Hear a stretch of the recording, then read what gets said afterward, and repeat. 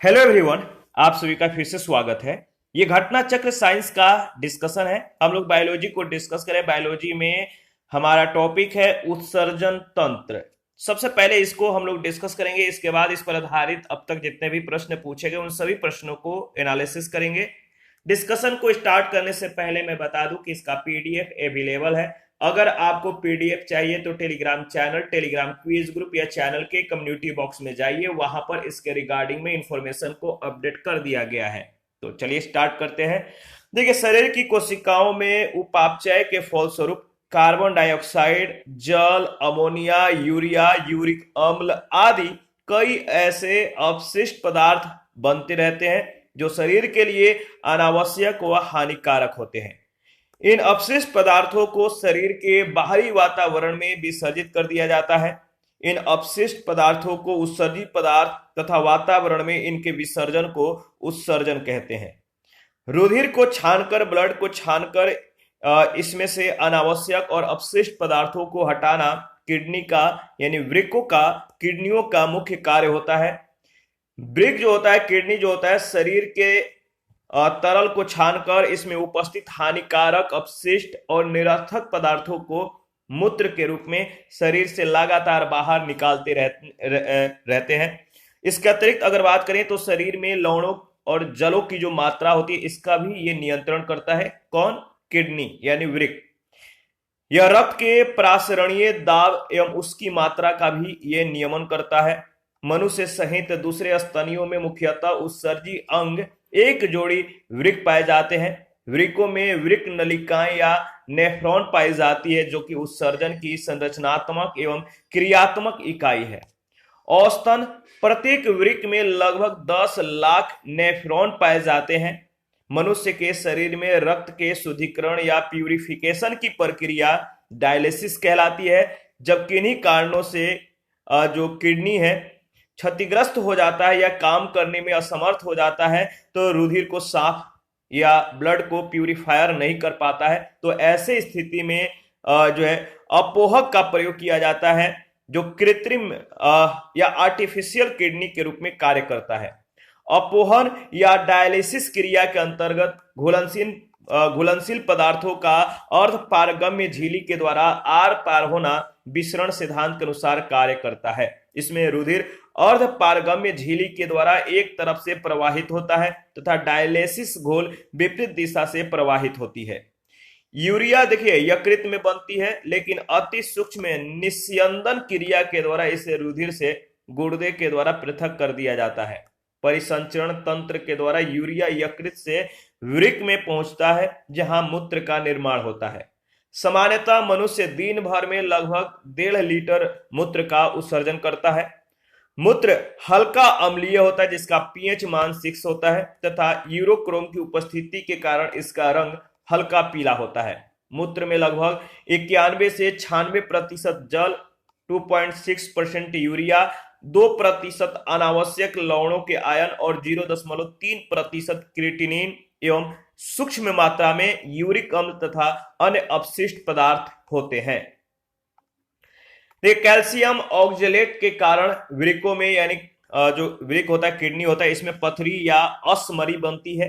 यह खनिज लवण प्राय वृक्क की पेल्विस में एक पिंड के रूप में एकत्र हो जाते हैं जिससे मूत्र के रास्ते में रुकावट आती है। यकृत एल्कोहल के निरावीसन के लिए उत्तरदायी है।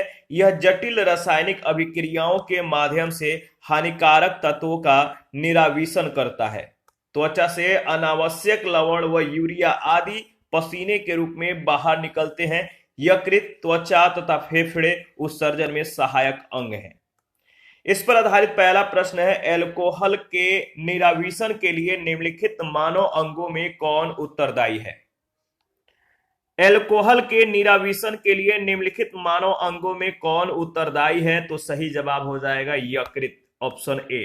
यकृत एल्कोहल के निरावीसन के लिए उत्तरदायी है। यकृत जटिल रासायनिक अभिक्रियाओं के माध्यम से हानिकारक तत्वों का निरावीसन करता है।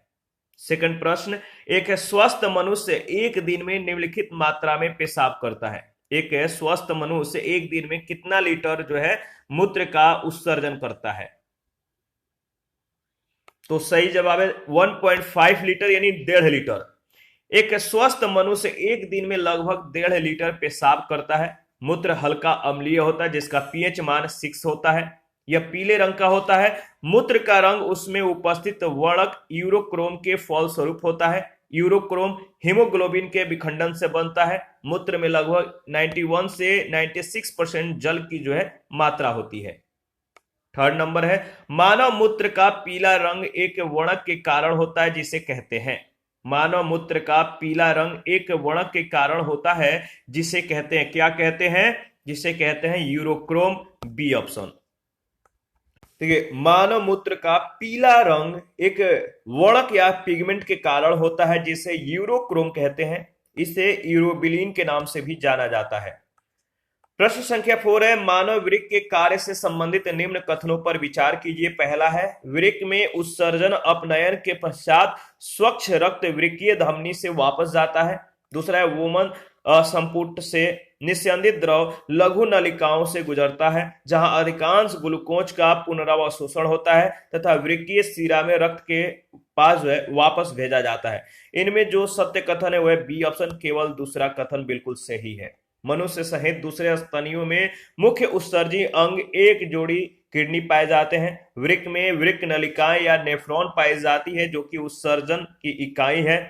रक्त वृक्कीय धमनी से वृक्क में उत्सर्जन अपनयन के पूर्व जाता है। बोमन संपुट से निस्यंदित द्रव लघु नलिकाओं से गुजरता है जहां अधिकांश ग्लूकोज का पुनरावशोषण होता है तथा वृक्कीय शिरा में रक्त के पास वापस भेजा जाता है। इसलिए पहला कथन गलत है जबकि दूसरा कथन सही है। मनुष्य शरीर में खून की शुद्धिकरण की प्रक्रिया को क्या कहते हैं? मनुष्य शरीर में खून यानी ब्लड के प्यूरिफिकेशन की प्रक्रिया को डायलिसिस कहते हैं, याद रखिएगा। मनुष्य शरीर में खून की शुद्धिकरण की प्रक्रिया डायलिसिस कहलाती है। मानव शरीर में संपूर्ण रुधिर वृक्क के माध्यम से जो है शुद्ध होता है। यह रुधिर से नाइट्रोजन यौगिक, यूरिया तथा यूरिक अम्ल आदि को पृथक करता है और रक्त के प्रासरणी दाब एवं उसकी मात्रा का नियमन करता है। डायलिसिस किससे संबंधित है? प्रश्न संख्या 6, डायलिसिस किससे संबंधित है? तो सही जवाब है वृक्क यानी बी ऑप्शन से। अपोहन क्रिया वृक्क से संबंधित है जो कि कृत्रिम वृक्क के रूप में कार्य करता है। इसका उपयोग उस समय किया जाता है जब दोनों वृक्क अपना कार्य करना बंद कर देते हैं। डायलिसिस की क्रिया के अंतर्गत घुलनशील पदार्थों का अर्ध पारगम्य झिल्ली के द्वारा आर पार होना विसरण सिद्धांत के अनुसार कार्य करता है। इसमें रुधिर अर्ध पारगम्य झिल्ली के द्वारा एक तरफ से प्रवाहित होता है और डायलिसिस घोल विपरीत दिशा से प्रवाहित होती है। प्रश्न संख्या 7 है, अपोहन जिसके कार्य संपादन के लिए प्रयुक्त होता है वह है। अपोहन जिसके कार्य संपादन से प्रयुक्त होता है वह है वृक्क, किडनी। जब किडनी के कारणों क्षतिग्रस्त हो जाता है, नुकसान हो जाता है तो रुधिर को यानी ब्लड को साफ ये नहीं कर पाता है। ऐसी स्थिति में ब्लड को साफ करने के लिए इसमें से उत्सर्जित पदार्थ अलग करने के लिए जो है अपोहक का प्रयोग किया जाता है जो कि आर्टिफिशियल किडनी के रूप में कार्य करता है। प्रश्न संख्या 8, निम्न में से कौन सा सही है? निम्न में से कौन सा सही है? तो देखिए, शरीर में सारा रक्त किडनी के माध्यम से शुद्ध होता है, यानी शरीर में जो ह्यूमन बॉडी में या जो बॉडी में ब्लड होता है इसका शुद्ध किस माध्यम से होता है? किडनी के माध्यम से शुद्धिकरण होता है। मानव शरीर में संपूर्ण रुधिर किडनी के माध्यम से शुद्ध होता है। यह रुधिर से नाइट्रोजन यौगिक, यूरिया तथा यूरिक अम्ल आदि को पृथक करता है और रक्त के प्रासरणी दाब एवं उसकी मात्रा का नियमन करता है। 9 नंबर, यूरिया किसके द्वारा जो है रक्त से पृथक किया जाता है? यूरिया किसके द्वारा रक्त से ब्लड से पृथक किया जाता है, अलग किया जाता है? तो याद रखिए गुर्दा के माध्यम से, डी ऑप्शन। यूरिया अति सूक्ष्म निस्यंदन क्रिया के द्वारा रुधिर से गुर्दा के द्वारा जो है किडनी के द्वारा पृथक कर दिया जाता है क्योंकि यूरिया एक उत्सर्जी पदार्थ है जिसका शरीर से बाहर निकलना अति आवश्यक है। इस प्रकार यूरिया मूत्र के माध्यम से शरीर से बाहर निकलती है। प्रश्न संख्या 10, मानव में गुर्दे निम्नलिखित में से किस प्रणाली के अंग हैं? मानव में गुर्दे निम्नलिखित में से किस प्रणाली के अंग हैं? तो एक्सक्रीशन, सी ऑप्शन सही जवाब है। मानव में गुर्दे या किडनी उत्सर्जन तंत्र के प्रमुख अंग हैं। रुधिर को छानकर इसमें से अनावश्यक और अपशिष्ट पदार्थों को हटाना गुर्दे का मूल कार्य होता है। 11 नंबर है, वृक्क से प्रति मिनट औसत रक्त प्रवाह होता है। किडनी से प्रति मिनट औसत रक्त प्रवाह होता है कितना सीसी? तो सही जवाब है 1200 सीसी, यानी बी ऑप्शन बिल्कुल करेक्ट ऑप्शन है। देखिए, वृक्क जो है मानव शरीर का सबसे महत्वपूर्ण अंग है। इसका मुख्य कार्य ब्लड के शुद्धि के साथ साथ शरीर से विषाक्त पदार्थों को मूत्र के माध्यम से बाहर निकालना होता है। मानव किडनी प्रतिदिन लगभग 1500 लीटर रक्त की शुद्धि करता है। 1.5 लीटर जो लगभग कह सकते हैं कि 1.5 लीटर मूत्र में यह तब्दील करता है और वृक्क से प्रति मिनट 1200 सीसी रक्त प्रवाहित होती है। प्रश्न संख्या 12 है, जब वृक्क कार्य करना बंद कर देते हैं तो निम्न में से कौन सा पदार्थ जमा होता है? जब किडनी कार्य करना बंद कर दे तो कौन सा पदार्थ जमा होता है?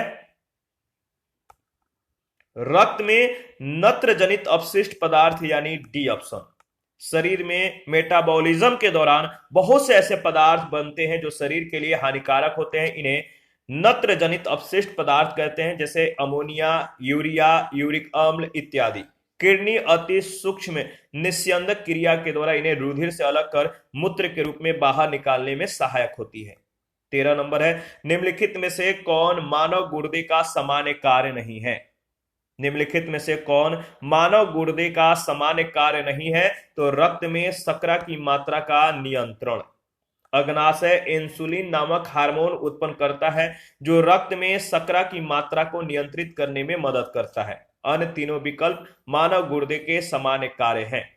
14 नंबर है, मानव वृक्क असमरी में पाए जाने वाला प्रमुख रासायनिक यौगिक है। किडनी स्टोन में पाए जाने वाला प्रमुख रासायनिक यौगिक है, कौन सा है? तो इसका सही जवाब हो जाएगा, याद रखिएगा, calcium oxalate. Calcium oxalate C option. इसके बाद अगर बात करें तो देखिए, इसमें जो पॉइंट दिए गए हैं कि पेल्विस में, यानी वृक्क की पेल्विस में खनिज लवण या कैल्शियम ऑक्जेलेट में क्रिस्टल एक पिंड के रूप में एकत्र हो जाते हैं, इकट्ठा हो जाते हैं, जिससे मूत्र के रास्ते में रुकावट आती है। कैल्शियम ऑक्जेलेट के कारण वृक्क में पथरी या असमरी यानी स्टोन बनती है। 15 नंबर, मानव गुर्दे में बनने वाली पथरी प्रायः किसकी बनी होती है? जो पथरी होता है, स्टोन होता है, प्रायः किससे बना होता है? तो याद रखिएगा, सही जवाब हो जाएगा कैल्शियम ऑक्जेलेट की। ऑप्शन ए बिल्कुल करेक्ट ऑप्शन है। 16 नंबर, मानव गुर्दे में पथरी निम्न में से किसकी वजह से बनती है? मानव गुर्दे में पथरी जो है निम्न में से किसकी वजह से बनती है? तो सही जवाब है कैल्शियम ऑक्जेलेट, बी ऑप्शन बिल्कुल करेक्ट ऑप्शन है। इसके बाद 17 नंबर है, वह तत्व जो मानव पसीने के माध्यम से उत्सर्जित होता है। वह तत्व कौन सा है जो मानव पसीने के माध्यम से उत्सर्जित होता है? तो देखिए, इसका सही जवाब हो जाएगा ऑप्शन ई।